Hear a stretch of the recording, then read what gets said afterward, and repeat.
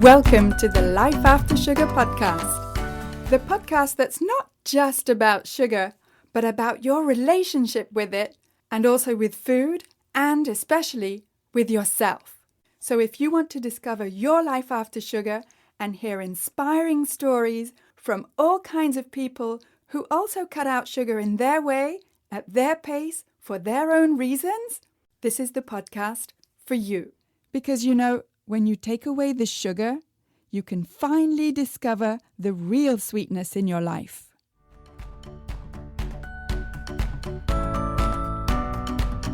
I'm your host, Netta Gorman, and today I'm talking with Sarah, who's actually a colleague of mine at the college where we teach English as a second language in French-speaking Quebec in Canada. And I've known Sarah for several years, even though she's a lot younger than me. And as friends, we've often talked about diet and, of course, sugar. And at one point I said to her, you know what? I think you'd make a great guest on the Life After Sugar podcast. And luckily, she said yes. And we had a fantastic chat about her background with food, sugar, her eating disorder, as well as her outlook towards her horses, her dogs, her baby, because Sarah's a new mom, and especially herself. We'll get to our chat in just a minute. But first, I just wanted to tell you that if you're looking for some free resources about how to get rid of cravings, then I have plenty for you. Come check out the Life After Sugar Facebook page and subscribe to the Life After Sugar YouTube channel, as well as my Instagram account at My Life After Sugar, which is where you'll get all kinds of inspiration so that you can see that it's perfectly possible to live a happy and active life, even if you don't eat sugar. You can also check out my TikTok account at Netta_Life After Sugar. And you can also download my 5 tips to start getting rid of cravings. Look in the description in the show notes along with this episode. All right, so today I'm talking with Sarah, who is actually a colleague of mine at the college where I teach English as a second language in Quebec in Canada. And Sarah is 32, could be my daughter, but we are colleagues. And Sarah, I'd like to ask you just to tell us a little bit about your background with food, with sugar, and with your relationship with yourself. All right. So for me, when I started cutting down sugar, that was a couple of years ago, 5 years ago, if I'm not mistaken. It was mostly coming from a place of, it was mostly about weight. And I should preface this by saying that I suffered from eating disorders as a teenager, body dysmorphia as well. And that's, everyone going through that kind of experience knows that it never really goes away. It's always something that you're fighting through and battling with. So that's what it was about for me 5 years ago. It was mostly about losing weight. And I wasn't that big or anything. It was, I was at a very healthy weight, but I still wanted to lose the weight. So that's how it started. And 2 years ago, I got pregnant. And so the hormones made it difficult for me to continue with the, eating well and all that. So how did you feel about yourself when you were struggling with an eating disorder in your teens? Well, it never felt good. It's you never feel good about yourself. You always feel like you want more. You should lose a bit more weight. You're really harsh on yourself because every time you eat something, especially if you binge eat, for example, and then you feel really bad about yourself. So that's what I went through for a couple of years when I was a teen. So it didn't feel good, really. Yeah, I can imagine. And what kind of put a stop to it, or at least what halted it? Do you know? I think having a healthier approach towards food and getting older, I worked really hard on accepting myself, accepting my body. So that was a whole journey throughout my 20s. And now in my 30s, it's a whole new level. It's a whole new challenge because, especially after pregnancy, your body changes. And like I said, the hormones were just raging, and I was eating way more sugar than I wanted to. And that was really hard on me as well because I felt like a failure. I didn't feel good about myself because I kept thinking, before I was pregnant, I was super healthy, eating very little sugar. And then, towards the end of the pregnancy and afterwards, you have a baby to take care of and all that. So I didn't pay a lot of attention to my diet. And, you eat whatever you can find because you're so exhausted. You don't feel like cooking healthy meals and all that. And so it took me a lot of time to shed the weight, the baby weight. And so I felt like a failure, basically, because I kept thinking I should be losing weight faster than this. So it's been a journey the past 2 years, just focusing on being healthy rather than losing weight and going back to my pre-baby low sugar diet, if I can put it that way, and being lenient also towards myself, just focusing on health rather than weight, and accepting that it takes time and that your body changes and that it's fine. It's been a whole journey of accepting my post baby body. Yeah. So it's more about the health now than about the weight itself, if that makes sense. Oh, totally makes sense. And I've known you for several years.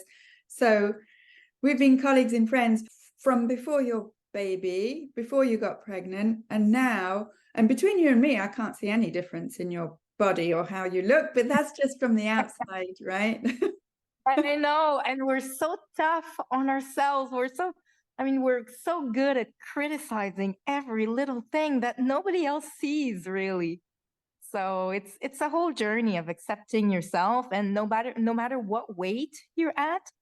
I remember when I was a teenager, at one point I weighed I don't know, I don't remember, 105 pounds. Um, I'm thin now and I'm at 135. So can you imagine 30 pounds lighter? I Wow. was very, very skinny and I still thought I was fat. So is that social pressure? Is that social pressure on ourselves? Where does that come from? I'm not really sure. Maybe it's all of these things mixed together. But, people suffering from eating disorders, it's not the body that's the problem in itself. Yeah. Yes, it's very often, and I'm not an expert in eating disorders, but it seems to be often a case of feeling you need to be in control of something in your life. Yeah, exactly. Yeah. I'm not saying that's everybody's experience, but that's, everything I'm saying today, that's just I guess people can experience eating disorders in many different ways, but that's what it was for me Yeah. anyway. So feeling in control. So cutting down sugar was a way for me to feel in control. So that's what it was mostly about at first. But I'm kind of happy. I'm really happy that I'm letting go of that and focusing more on being healthy and eating well and being lenient also with myself, thinking, if I do eat more sugar one day, that's fine. It's Yeah. fine. I'll try to do better tomorrow, next week, whatever. Progress is what's important. That's the way I see it now. Yeah. Um, I used to feel like if one day I really felt like eating cake or something, and if I did eat it, it was a big failure, and then I would punish myself for days, starving and not eating as much as I should. So that's not what I'm doing anymore. So I'm really happy that I've been able to change and grow and focus more on health rather than just weight. Yeah. Yeah. And it's not like you need to come and seek me out at the college where we work together and confess that you ate cake. Because honestly, I don't care. You know that, right? Yeah, I know. I know, but like I said, we're our toughest judges. We're so harsh with ourselves. Crazy, eh? Yeah, it is crazy. And and it's understandably crazy in the sense that we all do it to lesser or greater extent, whether or not we have eating disorders. But my question to you at the moment is, did your eating disorder include punishing yourself by not eating sugar? Is that what I'm understanding? I don't know if it was necessarily I don't think that's the way I saw it at the time. I didn't see it because you're in denial, right? You don't think you have an eating disorder. So I was basically lying to myself and saying, "Oh no, it's just about being healthy." But it was about the weight, right? So I don't know if that's the way I was feeling at the time. I definitely wasn't telling myself, "Oh, I'm going to punish myself by not eating sugar." So it was more about control and losing weight, and all that. But looking back, I definitely feel like, yeah, I was punishing myself in many ways for eating too much or too much sugar or not eating well. Or if we had, for example, a birthday party and I would eat cake, then I would tell myself, okay, you're not allowed to eat any cake for a month now because you had cake yesterday. So Yeah. looking back, it really was punishing myself, but I don't think I realized at the time that that's what it was. Is that making any sense? Yeah. Absolutely. Absolutely. It makes total sense. Yes, it does. And so there's one side of things that I talk about on this podcast about breaking free from the hold that sugar has on us and finding freedom from cravings and all these sort of positive words, freedom and, feeling good about yourself so that you don't have to turn to sugar to make you feel good. And all these kinds of messages in my podcast are positive ones. I'm hoping that's coming through in all these podcast episodes. And what I'm hearing from you is that you can also take the very same substance, sugar, and turn it into a negative thing against yourself. No, and I'm not judging you here. I'm just saying we can take the same element and turn it positive or negative. And Yeah, it's all a question of perspective, I think. Question of perspective and what our sort of goal is at the end of the day. And I wanted to talk about this positive negative thing with you because I know you, and I know that you're a big lover of horses and of positive reinforcement for your horses. Yes, yeah. And it's almost as if, you are willing to treat your horses with all the positivity in the world, but when it comes to yourself, out comes the negative. It is true, isn't it? Don't we all do that? Don't we all do that? And that's exactly what we were talking about before we recorded the podcast, because we do talk a lot. Yep. I feel like, especially, I was talking about my baby before in pregnancy, and I feel like as mothers, we tend to put our baby before ourselves, our baby's needs, our partner's needs.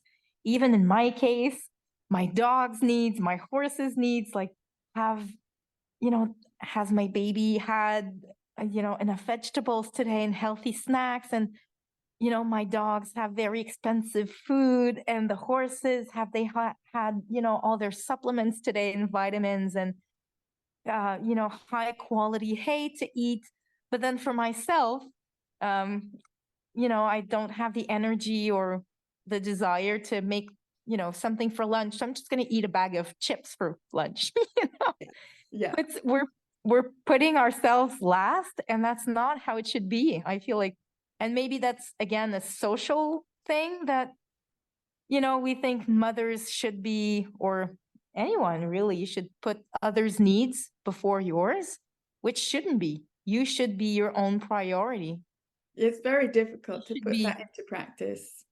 And we should be definitely more positive towards ourselves. And like you said, I'm all about positive reinforcement with my child, with my dogs and horses, and focusing on the good rather than the bad. And that's what I like about that approach.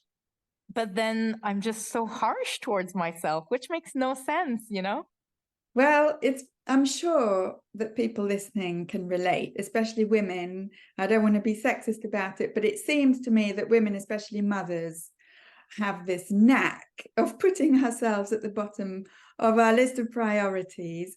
And you Yeah. mentioned your baby, your horses, your dogs, and I would add to that list our students who we teach at our college. We have like dozens, if not over 100 students every semester. And aren't we there to give them positive reinforcement as well? Yeah, true. Definitely. They conjugate a verb correctly, and we're like, it's a big party. Exactly. Yeah. Yeah. And then here we are, as you said, after we've looked after everyone else, after we've given them all the positive vibes, there's none left for ourselves. Yeah, exactly. Because we're exhausted, because we just don't have the time, maybe a mix of both. But definitely we put ourselves last, and that's not the way it should be. Yeah. Yeah. Now, look, I remember when I was giving workshops, in-person workshops at our college a few years ago, I was giving them in French, right? And you came to a few of them about Yeah. sugar. Back when you were starting out. Oh, Yeah. You knew me when?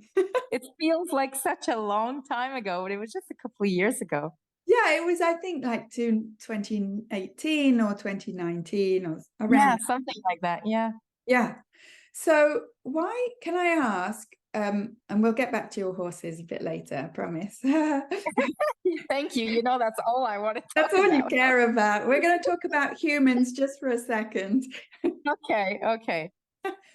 Can I ask you, why did you decide to come to those workshops about metabolism and sugar and all that stuff? Because again, coming from a place of eating disorders and body dysmorphia, I saw that as a way because I tried when I was younger. I tried, not that I'm really old now, but I tried every possible diet, Weight Watchers, um, I don't remember all of the diets that I tried, but cutting this out, cutting that out, no fat, uh, you know, you name it, I tried it. And it was all about losing weight. So, and I didn't succeed ever because, you talk about that a lot, how diets are toxic and they don't necessarily help you, or you do lose the weight, but then you gain it all back. So that was my situation for a couple of years. And they're so hard to maintain, right? They're Mm-hmm. usually so restrictive. So you do it for a month, 2 months, you lose a bit of weight, but then you gain it all back, or you gain even more. So you're kind of yo-yoing, up and down, up and down. So I saw it as sort of a last resort. So I was like, oh, okay, cutting out sugar, that's something that I've never tried. Maybe it's going to work. So the way I saw it at the time was sort of like another diet to try. So that was my approach. That was my way of seeing it, coming, like I said, from a place of eating disorders. So it wasn't the healthiest way to start. And like I said, I'm really happy that it's, you know, throughout the years, it's turned into more of a health approach rather than just weight loss approach. Okay, all right. I'm happy to hear that because I'm curious to know what now, with a bit of hindsight, what difference you can see between how you approached cutting out sugar in the context of an eating disorder that I think you did when you were a lot younger, and now, like cutting out sugar, or I would use a more sort of neutral term, just eating less sugar in a more positive outlook. Can you tell us about that difference of approach for you? Yeah. So like I said, I no longer focus on the weight. I no longer weigh myself. I focus on feeling good, having energy, and I'm also more lenient with myself. I no longer punish myself, or I'm trying to be as positive as I can. And I no longer calculate everything that I eat or the grams of sugar that I eat. So I think that makes it a more healthy way of eating in general. Just eat. I'm just focusing on eating less sugar, not necessarily eating no sugar at all. Yeah. Like I said, being positive with myself and accepting that sometimes I will be tempted to eat cake and sometimes I will eat cake, and that's fine, you know? And it's about being mentally healthy, I think, as well. So no longer feeling fat all the time and ugly all the time and, hitting myself on the head every time I did something that I didn't think was acceptable, like eating cake or anything. We're just reusing that example over and over. But I mean, it's just an easy example. Yeah. So just little things in my everyday life that I don't know if it's how can I put this? I don't know if they're big things necessarily, just teeny tiny little things here and there that I do that have helped me change my perspective. Yeah. I think it's those teeny tiny little things that are the big things. Yeah, I think that's how it's been for me anyway.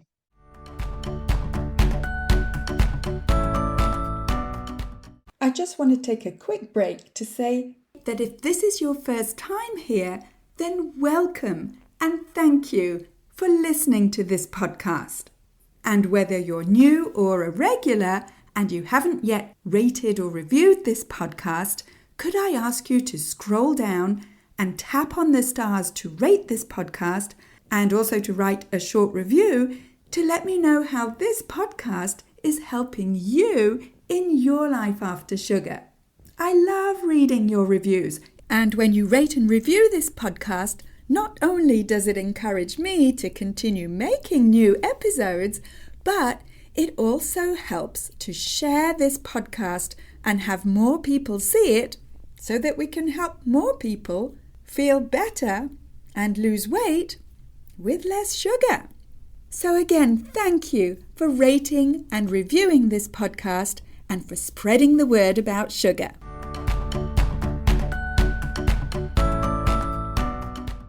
That is very powerful because you have taken, as far as I can tell, you've taken the same actual, objectively speaking, the same steps or the same actions of, let's say, reducing sugar and gone from a negative outlook to a positive outlook. And I'm guessing, from what I can tell and from what I know of you, you feel better for it. Definitely. Physically, mentally, I'm at a much better place in my life. And like I said, after pregnancy, your body changes, the hormones, I had such cravings when I was pregnant. I had sugar cravings all the time. I remember. It was crazy. So for me, it's just been a journey of accepting myself, accepting my body, being mentally healthy, physically healthy, no matter the weight, Yeah. Yes. And as you said, you were never overweight to begin with. No, never. So it was just all in my head. And that's the way it is with eating disorders, it's not your body that's the problem. It's your perception of your own body. Yeah. How you think your body should look. Right. And the pressure is so strong, especially in our 20s and even 30s. And I think you're at a place in your early 30s where most of us still haven't got there in our 50s and 60s, quite frankly. So you're way ahead of us. And it's probably because you attended my workshops, I'm sure. Yeah, that's what it is. That's exactly what it is. Exactly. Yeah. So I want to come back to your horses. Would you like that? Yay. Of course I'd like that. Can you explain to us how you treat your horses? Okay, we could talk about that for hours and hours. Keep it down to 5 minutes. Okay. Oh, that's going to be hard. So,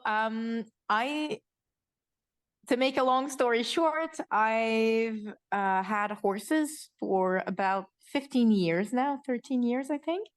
And like everybody, I started in a traditional mindset of training horses, So that means usually harsh methods focusing on punishment, what we call negative reinforcement, so pressure and release. So mostly working with aversives. And I had that one horse a couple of years ago. He was probably trained too young. He had physical problems, anyway, all sorts of things. And I didn't have a choice but to try. It was my last resort, my last hope was using positive reinforcement. So, clicker training, I don't know if you're familiar with that. It's really popular in the dog world.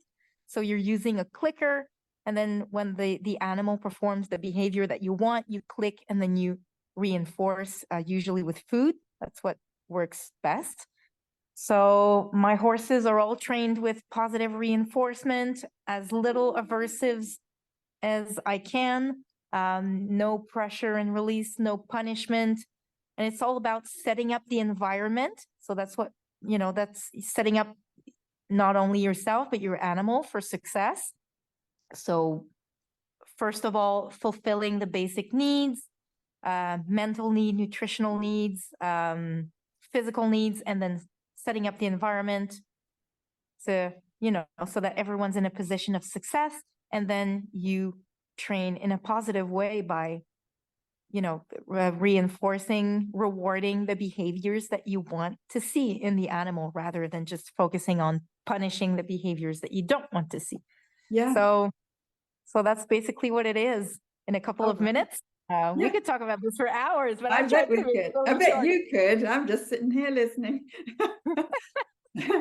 Well, look, if we replaced horse/dog/animal with yourself, everything you just described as applied to yourself.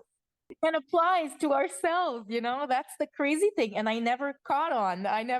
It never dawned on me that I could be lenient and positive towards myself as well. Yeah. Yes. In my program that I teach, the Freedom from Cravings Formula program, it's called, I have an exercise for my students to treat themselves as they would a friend, right? Now we're friends. Would you ever, or maybe I'm shooting myself in the foot here. Would you ever, I'm not sure I want to know your answer. I'm skating around the question. Okay, here goes. Would you ever talk to me or treat me as your friend the way that you talk to yourself or you treat yourself or did in the past? No, never. And I would never want a friend to think like that and treat themselves like that, Yeah. And yet you did it for years and years for yourself. Yeah. Yeah. And don't worry, you're not the only one. Believe me, ask me how I know.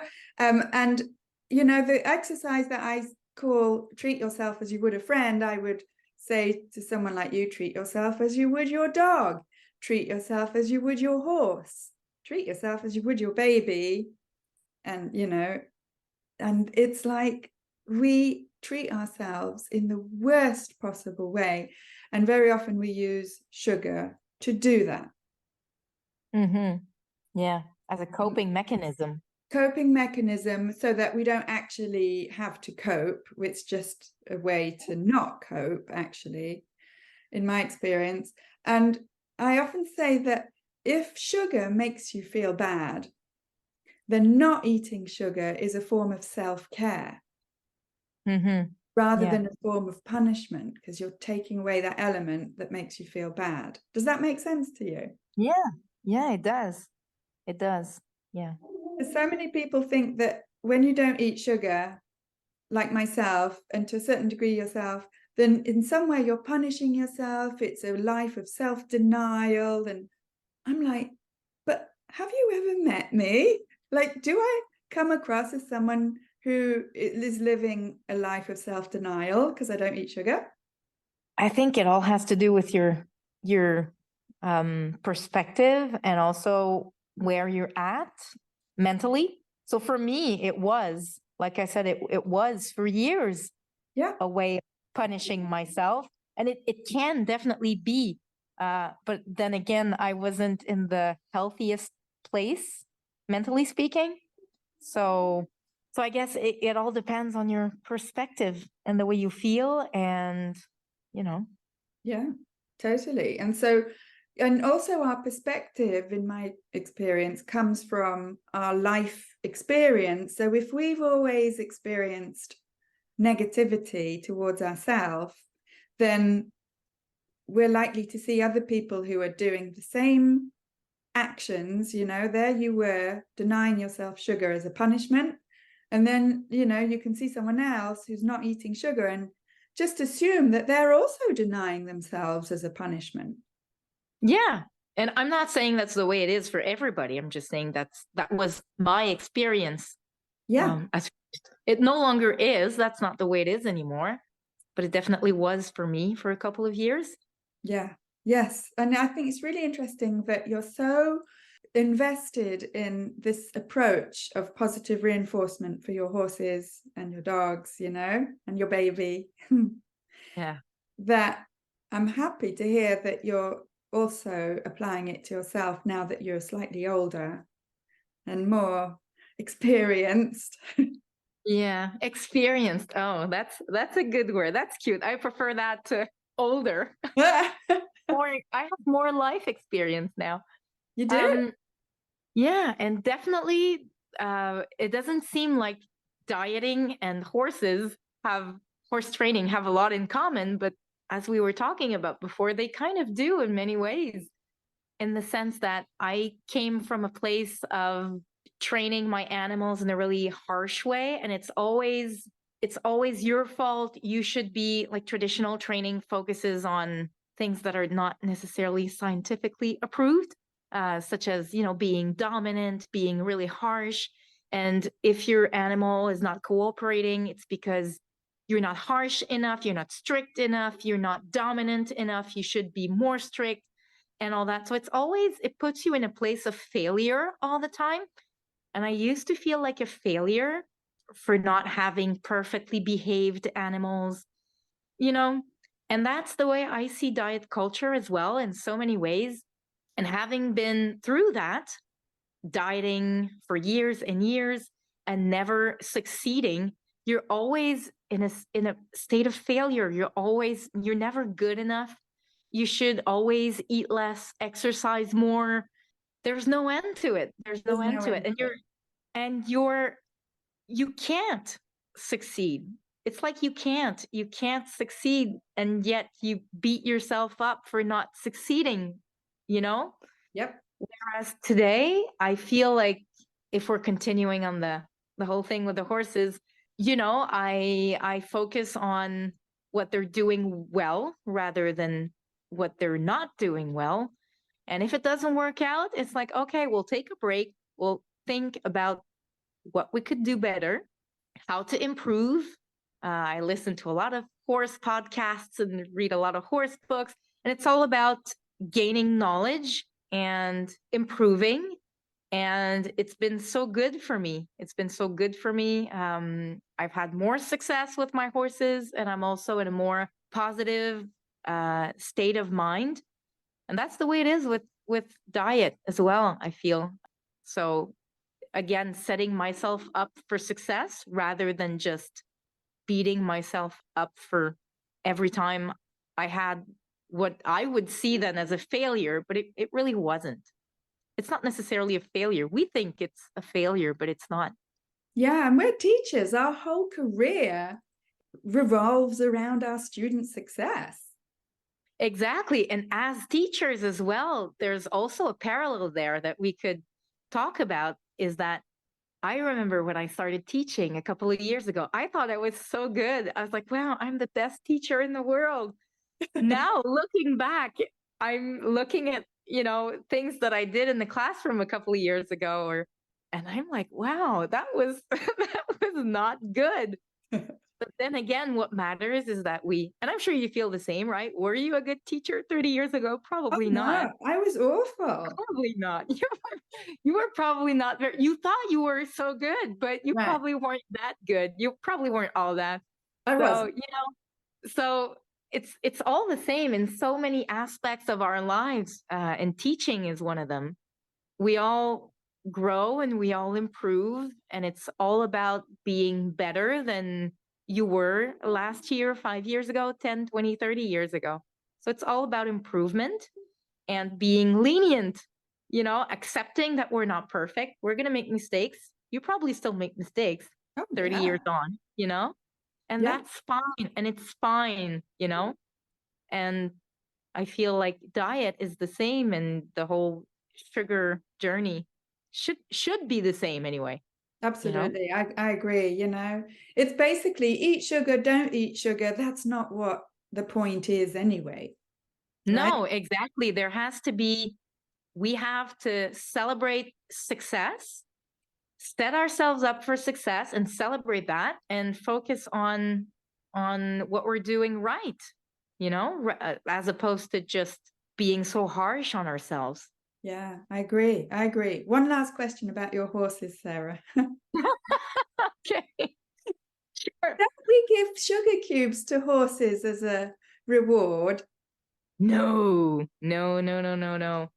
Horses are actually very sensitive to sugar, so they should have a very, very low sugar, low starch diet. Yeah, so no sugar cubes for horses, no cereal, no, I don't even give, like, I do sometimes give carrots and apples, but very, very little, because I have horses that founder. They have a tendency to have laminitis. So I'll, I'll try to explain it very simply. It's swelling in the hooves because of sugar in the blood. So we always say that horses have 5 hearts. So a lot of blood goes through the hooves, the legs and the hooves, and the hooves sort of pump blood, if I can put it that way. So when there's too much sugar in their blood, the hooves, there's a part of the hooves that tends to swell, which I can let you imagine how painful that is. Yeah. So we no sugar cubes to horses, as little sugar as possible. So You heard it here first. Yeah. I mean, I'm not a horse nutritionist or anything, but I think it's just a kind of a rule of thumb that, horses should eat as little sugar as possible. Yeah, well, it makes sense to me, that's for sure. That's for sure. All right, Yeah. Sarah, thank you ever so much. I really appreciate it. And we'll get together for coffee soon at the college, right? Yes, definitely. All right. Thanks, Thanks for Sarah. having me. Bye. Bye.